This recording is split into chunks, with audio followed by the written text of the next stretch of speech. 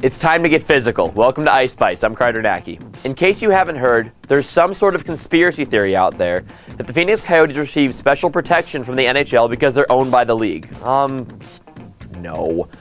If you believe that, tell me all about your recent alien abduction. Really, I promise, I'm listening.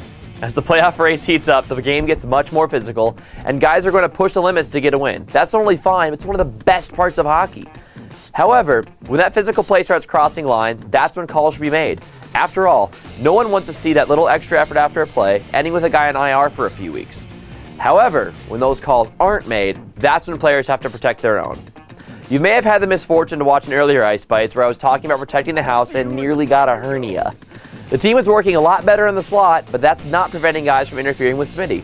Little jab shoves happen all the time after playing the NHL, but the Coyotes need to make it clear that they won't permit teams to take cheap shots while Smith is covering the puck. I mean, don't do anything to get a penalty, but the fulfilled promise of a hard, clean check should send the message. And I need to come right out and say this. Taylor Hall, get out.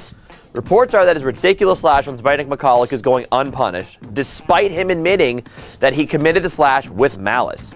The Coyotes pushed and shoved him a bit after, but that was it.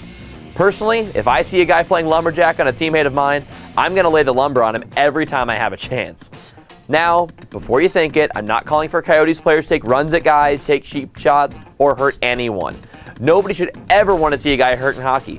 But I am calling for the guys to stand up for one another. If a guy cheap shots a Coyotes player, skate over, promise him you're going to hit him on in the next shift, and put a really solid check on him. Nothing dirty, nothing egregious, just a nice message that says, hey, back up.